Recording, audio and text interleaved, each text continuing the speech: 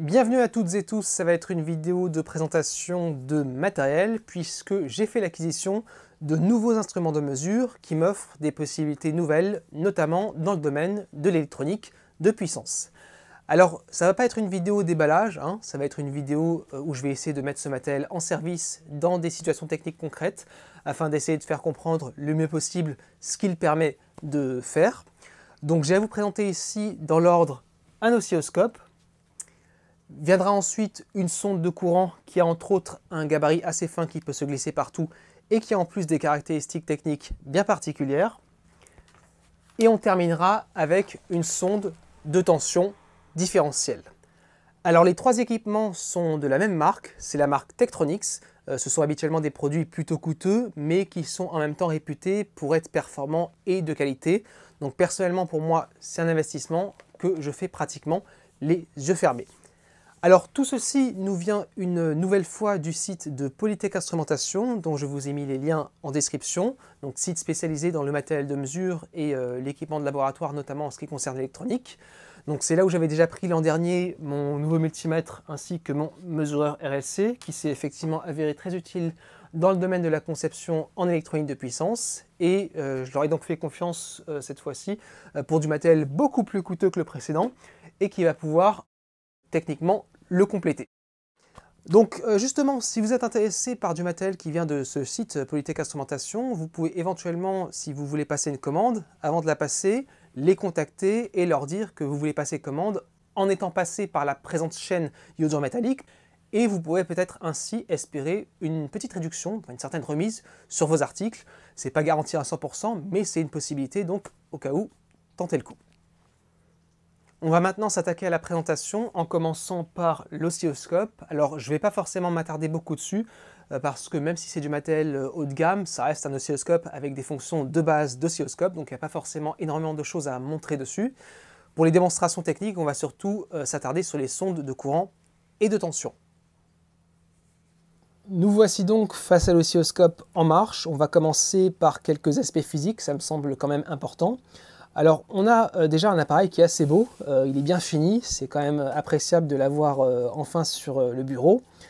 Il comporte une ventilation très silencieuse déjà à la base et en plus thermorégulée, donc ce qui fait que l'appareil ne fait pas plus de bruit que nécessaire. Là on l'entend tourner. On a un grand écran tout à fait lisible, notamment de loin. Ça me semble personnellement avantageux d'avoir un grand écran parce que en électronique de puissance, on peut avoir des montages qui risquent d'exploser et donc de projeter des éclats. Et on a envie à ce moment-là d'éloigner un bel appareil des éclats. Et avec un grand écran, on peut éloigner sans problème l'appareil sans avoir de difficulté de lecture par la suite. Ensuite, au niveau des molettes, eh bien aucun problème sur cet appareil-là. C'est-à-dire que quand on fait tourner les molettes, ça défile de manière tout à fait correcte au niveau des valeurs qui changent. Je tenais à en parler parce qu'il y a des appareils beaucoup plus bas de gamme sur lesquels les molettes sont pas très bien finies, c'est-à-dire que quand on fait tourner les molettes, ça peut glisser, puis il y a des valeurs qui peuvent sauter, c'est assez galère, alors que là-dessus c'est tout à fait bien fini et effectivement je m'y attendais de la part de cette marque-là. Vous retrouverez en description la référence précise de l'appareil. Je vais quand même dire que c'est un modèle 4 x 200 MHz, donc 4 canaux de 200 MHz, donc c'est plutôt une belle machine. C'est vrai qu'on a souvent besoin seulement de 1 à 2 canaux, mais je vous assure qu'avoir les 4, c'est très utile pour rechercher certains problèmes, pour bien observer le comportement de certaines choses. Donc je suis très content de les avoir, ça m'a déjà personnellement servi. On a la possibilité sur cet appareil-là d'ajouter plusieurs options, même si c'est vrai qu'elles restent très coûteuses.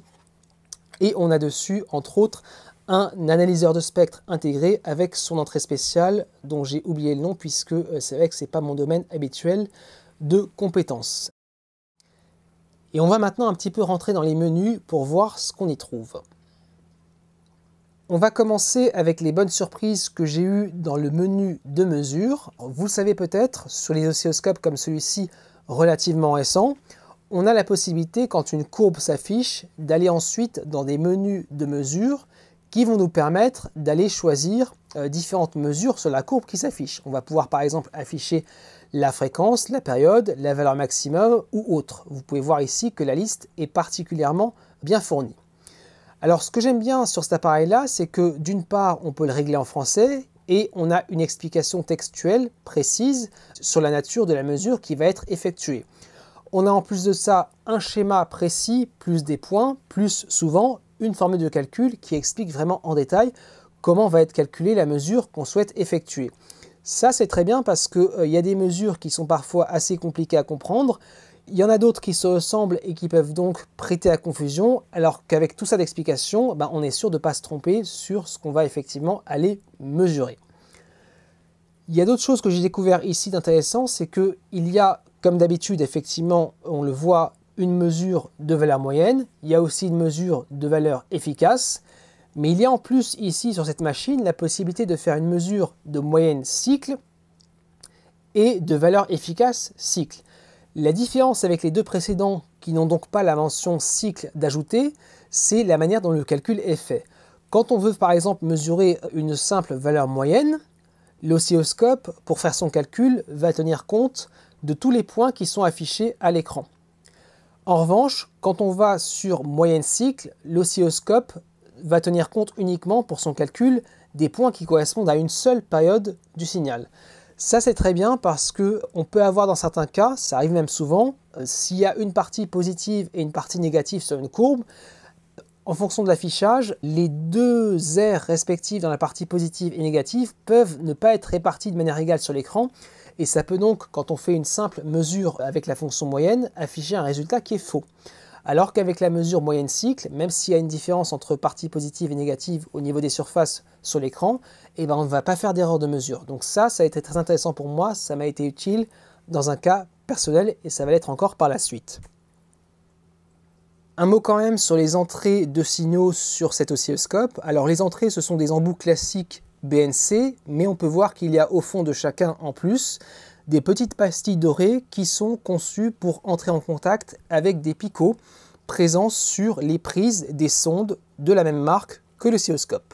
Et ceci permet de rendre les sondes communicantes avec l'appareil. Donc le premier avantage, c'est que à chaque fois qu'on va brancher une sonde, comme il en existe plusieurs références différentes, l'oscilloscope va automatiquement reconnaître le modèle de sonde qui vient d'être branché. Et si on a par exemple pour différentes sondes différents taux d'atténuation, de réduction de tension, facteur 10x, facteur 100x par exemple ou autre, l'oscilloscope va automatiquement ajuster au niveau de l'échelle de tension son calibre de manière à tenir compte du taux de réduction de la sonde qui est branchée. Donc on ne perd pas de temps manuellement à aller faire un réglage, là-dessus ça se fait automatiquement. Et on verra à la fin quand on s'intéressera à cette sonde-là, qui est plus compliquée, que la communication a encore d'autres avantages. Sans surprise, sur un appareil de cette gamme-là, nous avons l'adaptation d'impédance intégrée, donc on peut régler 1 mégaohm, 75 ohms ou 50 ohms, et on entend les relais qui basculent quand on le fait.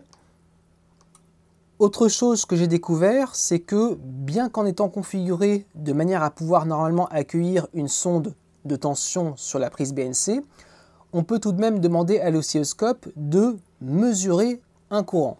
Ce qui veut dire qu'on peut aller capter la tension aux bornes d'une résistance parcourue par un courant, s'en servir comme résistance de shunt et avoir à ce moment-là une image du courant qui s'affiche à l'écran. Alors dit comme ça paraît évident, sauf que ici, ce qu'on peut faire, c'est régler précisément l'échelle, c'est-à-dire le nombre de millivolts par ampère. Donc ça, on le fera à partir d'une loi d'Ohm en fonction de la valeur de la résistance de shunt. Et ça va permettre d'obtenir une courbe de courant précise avec les bonnes échelles et les bons niveaux, sans forcément utiliser une sonde de courant. On a également un Wave Inspector qui nous permet d'aller chercher des événements précis sur une courbe, par exemple. Voilà. Donc je m'en suis pas encore servi, mais c'est quand même sympathique de l'avoir et ça se manipule plutôt bien avec les commandes qu'ils ont faites, la double molette. On a bien sûr là-dessus la possibilité de compenser chacune des sondes, sauf que ici c'est complètement automatique. On ne va pas aller avec un tournevis faire un réglage sur chacune des sondes. Il suffit de la brancher sur l'entrée fournissant la tension spéciale comme d'habitude, sauf que ensuite là, on appuie tout simplement sur compenser la sonde et tout se fait automatiquement. On pourrait aussi parler des différents modes de déclenchement possibles, c'est-à-dire les triggers en anglais, en allant là-dessus. Donc il y a une liste assez importante de choix possibles, avec des fonctions que je ne connaissais pas jusque-là.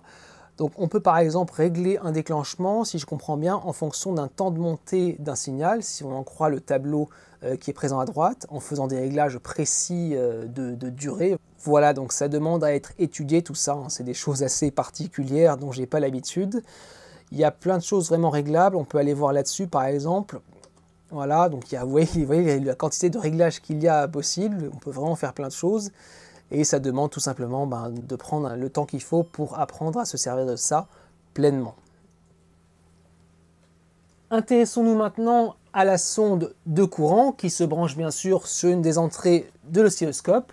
Alors c'est un instrument qui s'apparente de loin aux pinces en périmétrique, puisque pour l'utiliser, on vient tout simplement enserrer dans les mors de la sonde des conducteurs qui sont parcourus par des courants, et on voit ensuite les courants s'afficher non pas sous forme de valeur sur un écran, mais directement sous forme instantanée, c'est-à-dire de courbe, sur l'écran d'un oscilloscope. Et puis une fois qu'on a cette courbe, on peut aller ensuite choisir via le menu de mesure différentes mesures à effectuer sur la courbe. Alors ce modèle-là n'a pas un calibre énorme, on est limité à 20 ampères RMS. En revanche, il est très sensible au courant de faible valeur, de quelques dizaines de milliampères par exemple. On va le voir ici avec cette lampe à LED qui s'alimente directement avec le secteur. Je vais aller capter le courant qui circule dedans. Donc le voici sous forme de courbe. Et j'ai aiglé l'oscilloscope de manière à afficher la valeur efficace cycle qui circule dedans. Donc nous mesurons pratiquement 19 mA de valeur efficace, en sachant qu'il est écrit sur cette lampe 20 mA de courant. Elle sait capter les courants continus, alternatifs ou le mélange des deux, c'est-à-dire un courant qui comporte une composante AC plus une composante DC. Et on va voir un exemple tout de suite avec cette LED de puissance alimentée par son driver, lui-même alimenté par le secteur. Donc on va venir capter le courant que débite ce driver et qui donc circule dans la LED de puissance. Alors ce qui saute aux yeux là-dessus, c'est la forte composante alternative qu'on a en sortie de ce driver de LED, qui est censé débiter bien sûr du continu. Donc je vous rappelle que le 0 est ici. Donc ce qui nous intéresse là, c'est la valeur moyenne du courant. On peut lire grâce aux mesures 665 mA environ, en sachant qu'il est écrit sur le boîtier de ce driver 700 mA, sous-entendu de courant constant.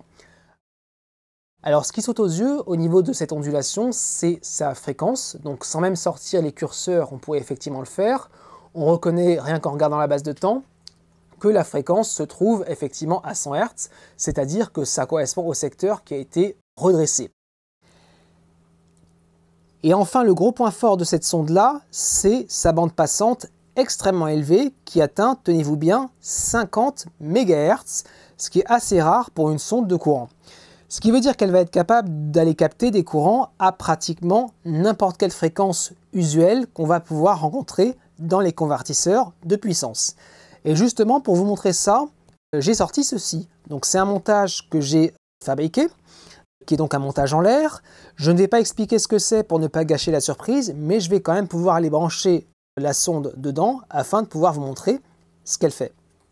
Vous pouvez donc apercevoir ici deux bobines de puissance et on va aller capter le courant qui circule dans l'une des deux.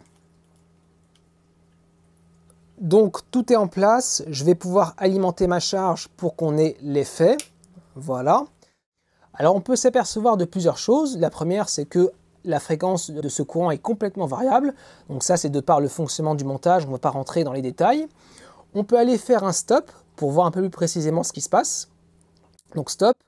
On s'aperçoit ici que nous avons des phases de croissance linéaire du courant, sans saturation, très intéressant. Phases de croissance qui sont suivies de décroissance pendant lesquelles la bobine se libère de son énergie. On va s'apercevoir ici que nous avons une fréquence extrêmement élevée. Si je me mets à stopper ici, on est à 227 kHz sur cette portion-là. D'accord ? Et vous pouvez voir que la sonde de courant, ce modèle-là, permet de capter sans problème un courant qui ondule à cette fréquence-là. Ce n'est pas donné à toutes les sondes de savoir faire ça, il faut le savoir. Donc évidemment, un instrument comme ça, on peut aller en faire ce qu'on veut, en gros, dans une alimentation découpage. C'est très intéressant d'avoir un truc comme ça quand on va faire de la conception d'alimentation découpage ou de la conception de convertisseur. C'est une sonde avec laquelle on a une isolation galvanique, c'est-à-dire que quand je mets la sonde dans le montage, il n'y a pas de contact électrique entre la sonde et les portions sous tension du montage. Alors il y a quand même des limitations de tension à respecter, bien sûr on ne peut pas faire ce qu'on veut, mais ces limitations permettent quand même d'aller faire des mesures sur le secteur et donc on peut mettre cette sonde là dans des parties reliées au secteur d'une alimentation à découpage sans problème. Et c'est d'ailleurs ce qui est fait en ce moment. L'entrée de mon montage, c'est une alimentation secteur. Un autre exemple, vous avez ici, vous la reconnaîtrez peut-être, la petite alimentation découpage que j'ai fabriquée et qui fonctionne directement sur le secteur. Et en ce moment, grâce à la sonde de courant, je capte le courant qui circule dans le transistor de découpage qui se trouve du côté hot, c'est-à-dire du côté secteur. Alors le signal est assez parasité puisque les courants mis en jeu sont assez faibles. Si on active les curseurs, on s'aperçoit qu'on est autour des 77 kHz entre deux découpes. Alors en observant cette courbe, on pourrait s'intéresser à plein d'aspects du fonctionnement si on le voulait. Je vais juste vous montrer un exemple, c'est ce qui se passe en cas de court-circuit. Donc si je fais un court-circuit en sortie de mon alimentation, bonne nouvelle, elle n'explose pas. Et quand on retire le court-circuit, elle redémarre toute seule. En cas de court-circuit, on a les pics de courant qui atteignent des valeurs plus élevées que la normale. On peut voir qu'ils sortent de l'écran. Et si j'enlève mon court-circuit, tout redevient normal.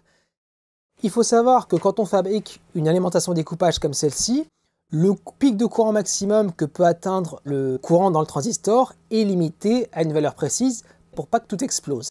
Et on pourrait par exemple s'assurer, bon je ne vais pas le faire ici, mais qu'en cas de court-circuit, le pic atteigne le maximum qu'on a réglé précédemment. On peut avec cette sonde vérifier tout ce qui se passe dans le montage et s'assurer qu'il fonctionne comme on l'a prévu et faire des optimisations. Et vient maintenant le moment de parler de la sonde de tension différentielle. Alors c'est un accessoire qui va permettre, avec un oscilloscope, de visualiser à peu près n'importe quelle tension qu'on va pouvoir rencontrer dans un domaine technique, disons, raisonnable.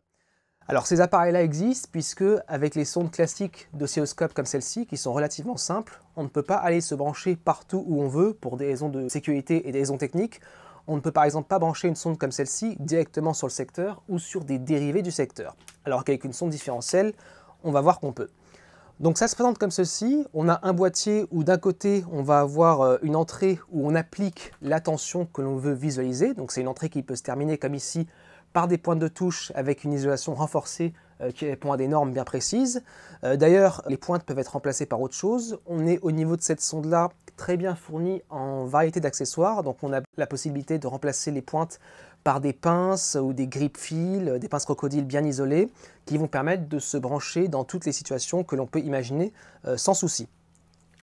Et sur l'autre côté du boîtier, on ressort par un câble qui se termine par une prise BNC que l'on va bien sûr brancher sur l'oscilloscope. Et ensuite on branche l'entrée de la sonde là où on veut mesurer, et donc ici je vais visualiser juste pour l'exemple la tension du secteur. Et on voit la sinusoïde donc apparaître. Au niveau de la conception de ce type de sonde, on ne peut pas dire qu'on ait une isolation galvanique à proprement parler entre l'entrée et la sortie BNC, mais on va dire que c'est fait de telle sorte que l'impédance qu'il y a entre l'entrée et la sortie est tellement gigantesque que les courants de fuite qui vont pouvoir par exemple dévier du secteur, si c'est lui qu'on est venu capter, vers la sortie BNC, ils vont être tellement faibles que ça ne va pas poser de problème de sécurité ou de problème technique à l'oscilloscope.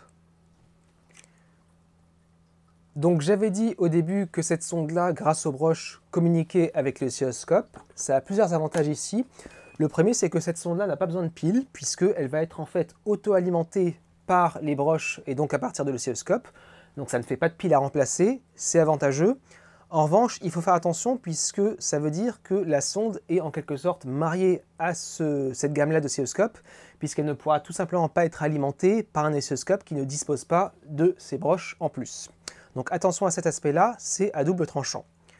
Ensuite, ces sondes-là sont donc différentielles, mais en même temps atténuatrices de tension, c'est-à-dire qu'il y a un taux de réduction entre la tension qu'on applique réellement ici, qui peut monter à 1500 volts d'ailleurs au maximum, et la sortie bien sûr sur la prise BNC.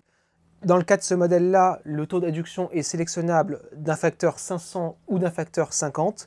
C'est bien de pouvoir choisir un taux plus faible dans le cas où on a besoin de visualiser des tensions d'assez faible valeur pour éviter de prendre trop de parasites, je pense par exemple. Alors justement, grâce à la communication, quand on commande le changement de taux d'adduction par ce bouton-là, eh bien le taux va automatiquement se répercuter et changer dans l'oscilloscope. Et on peut également faire l'inverse, c'est-à-dire commander le changement de taux d'adduction à partir de l'oscilloscope et il va être répercuté automatiquement sur la sonde.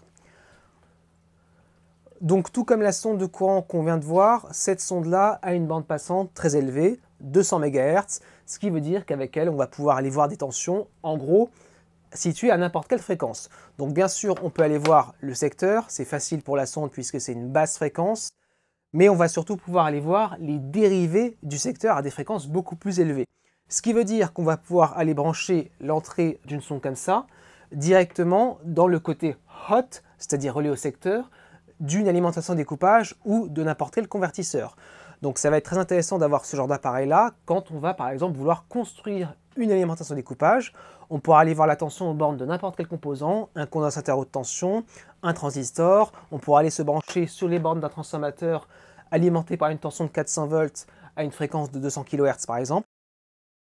Ça peut être très intéressant aussi d'avoir une sonde comme ça quand on souhaite faire du dépannage d'alimentation découpage et qu'on soupçonne la panne de se trouver du côté hot, puisque bien sûr on va pouvoir aller observer la tension aux bornes de chaque composant et ainsi voir s'il n'y a pas un truc qui cloche. Donc avec une sonde comme ça, on peut se brancher par exemple aux bornes d'un tube fluorescent qui soit alimenté par un ballast ferromagnétique ou un ballast électronique. On peut aller se brancher sur les bornes d'une lampe à décharge alimentée par une platine électronique par exemple. On va pouvoir un petit peu voir tout ce qu'on veut au niveau des tensions dans un circuit. On va revenir un instant sur la sonde de courant. Alors pour l'instant, je vous ai présenté les deux sondes un petit peu à part, alors qu'en vérité, dans la tête de quelqu'un qui fait de l'électronique de puissance, ces deux sondes marchent complètement ensemble. Pourquoi? Eh bien parce qu'avec une sonde de courant, on peut aller capter n'importe quel courant, en gros. Avec une sonde de tension différentielle, on peut aller visualiser n'importe quelle tension. On peut ensuite demander à la fonction mathématique de multiplier ensemble les deux canaux correspondant au courant et à la tension. Et on va à ce moment-là voir apparaître la courbe qu'on voit ici en rouge, qui est la courbe correspondant à la puissance instantanée qui passe dans cette lampe à LED. Et pour terminer, on pourra demander, grâce à la fonction mesure de l'oscilloscope, d'extraire la valeur moyenne au niveau de cette courbe de puissance. Et ça va nous donner ce qu'on voit ici, 14, quelque chose, qui correspond à la puissance tout court, à la puissance moyenne appelée par la lampe à LED. Donc là, ici, 14 watts à peu près. Donc avec ces deux instruments-là, on va pouvoir aller mesurer la puissance d'à peu près ce qu'on veut, en basse fréquence comme on le fait ici sur le secteur, ou en fréquence plus élevée, ce qui veut dire qu'on pourra par exemple mesurer la puissance qui rentre dans un transformateur haute fréquence, également qui en ressort, ça pourra permettre de déterminer ses pertes. On pourra aller mesurer la puissance perdue dans un condensateur, ou dans une bobine, ou autre, et éventuellement envisager des remplacements pour faire moins de pertes. Et enfin, grâce à ces deux sondes, il est possible d'aller observer ce qui se passe au sein des convertisseurs de puissance au niveau des semi-conducteurs, c'est-à-dire les diodes de puissance, les transistors MOSFET, les IGBT ou éventuellement les thyristors. Ça va nous apprendre pas mal de choses sur ce qui se passe dans le montage et permettre des améliorations. Alors ici, pour l'exemple, je capture le courant qui passe dans un des transistors MOSFET et je capture, grâce à la sonde différentielle, la tension présente aux bornes de puissance de ce même transistor MOSFET. Et une fois sous tension, on voit donc deux courbes apparaître, courant et tension instantanée. Et comme tout à l'heure, j'ai demandé à l'appareil de nous sortir la multiplication des deux correspondant à la courbe rouge, qui est donc la courbe de puissance. Alors cette puissance correspond ici bien sûr à une puissance qui est perdue, dissipée dans le transistor MOSFET.